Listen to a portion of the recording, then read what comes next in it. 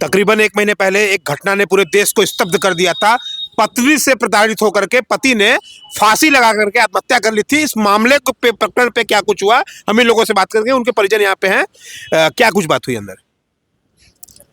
अंदर वह उनकी अपने पत्नी से बात कर रही थी कि तुम मेरे घर पे रहो और शुभम सिंह के साथ गलत व्यवहार मत करो, क्योंकि तुम हमारी पत्नी हो, मेरी धर्म पत्नी हो, मेरा जीते जी इज्जत करो, कदर करो, नहीं तो तुम्हारे चलते हम आत्महत्या कर देंगे।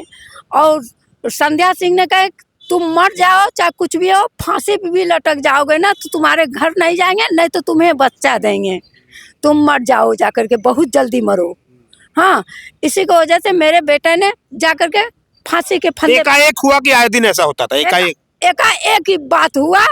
और 1-2 दिन पहले धमकी चमकी दिया, मतलब कि 2-4 दिन मरवाया, उधर मड़वाड़ी थाना मरवाया दुखे। और मरवाया मतलब मारपीट भी? हाँ, मारपीट भी हुआ है। मड़वाड़ी थाना दुखे और रोहनिया थाना दुखे।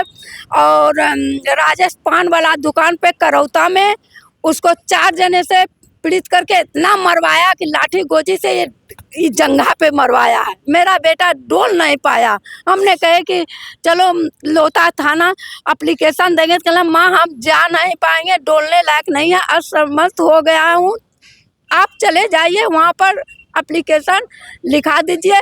हम तो कल सुबह में गए, रात में तो गए थे एप्लीकेशन और थाने पे लिखवा करके आए हैं। मेरा डुप्लीकेट भी नहीं दिया है लोथा थाना से, आप जा कर के इसका डुप्लीकेट भी ले लेना और इसको मुकदमा लिखवा देना। हमने गए लोथा थाना, प्रभावित को हमने कहे तो सुने और लिखे भी, और उसके बाद हमने डुप्लीकेट मांगे। हम कहे सर डुप्लीकेट अगर नहीं देंगे तो इस जगह से हम जाएंगे नहीं। तो लेडीज पुलिस था, उसने कहा कि माता जी डुप्लीकेट मिलेगा आज की नहीं। हम कहे कई बार आए तो डुप्लीकेट देवे न, कहे आज तो हम लेके जाएंगे। अतुल सुभाष का भी केस देखा गया था। अतुल सुभाष का भी केस कुछ ऐसा ही था। इस घटना को किस तरह देखती है, क्या कुछ हो रहा है अभी फिलहाल? मैं ये देखती हूँ कि जब इस तरह की घटना होती तो लोग कहते हैं कि पुरुष आयोग की गठन होनी चाहिए, पुरुषों के लिए आवाज उठाना चाहिए। जब महिलाओं के साथ होती है तो महिलाओं के लिए ऐसा होना चाहिए। मैं कहती हूँ कि बात महिला पुरुष की नहीं है, बात सही और गलत की है।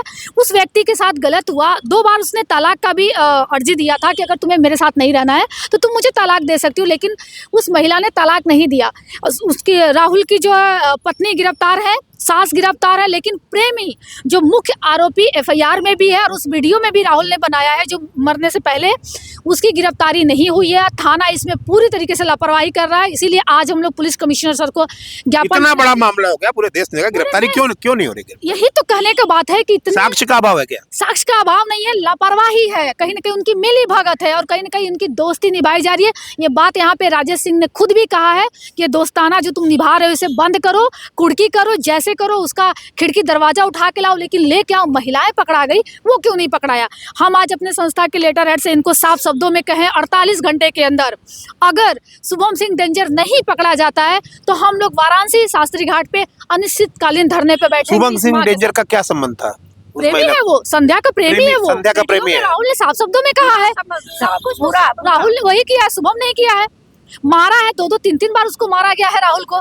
पोस्टमार्टम रिपोर्ट में सारे उसको चोट में सब कुछ दिख जाएगा, उसको कई जगह मारा गया है। संध्या ने मरवाया है, वॉइस रिकॉर्डिंग है, आखिरी वॉइस रिकॉर्डिंग है, जिस वक्त वो फंदे पे झूल रहा था उस वक्त का है। उस वक्त भी वो कह रही है तुम जाके मर जाओ, मैंने सुना है वो वीडियो वॉइस उस समय। ये सारी चीजें हैं, तो कहने का मतलब ये प्रशासन की लापरवाही है और लोगों की भी। मुझे लगता है कि इस तरह की घटनाएं होती तो लोग एक बार आते हैं और इसको ट्रेंडिंग में लाते और ये कहते हैं ऐसा होना चाहिए वैसा होना चाहिए, लेकिन जब बात न्याय की होती है तो पीछे हट जाते हैं। मैं आपके चैनल के माध्यम से कहना चाहती हूँ इस माँ को न्याय दिलाना है और हम सबको मिल करके इनके लिए खड़ा होना तब तक जब तक शुभम सिंह डेंजर गिरफ्त में नहीं आ जाता। तो ये मामला था, पत्नी से प्रताड़ित होकर के एक पति ने जो आत्महत्या करी, उस मामले पे ये लोग देख रहे हैं, लगातार न्याय की गुहार लगा रहे हैं, लेकिन इन्हें न्याय मिल नहीं रहा है। 1 महीने से ज्यादा का समय हो गया है, गिरफ्तारी नहीं हो रही है और ये थाने पे लापरवाही का आरोप भी ये लोग लगा रहे हैं।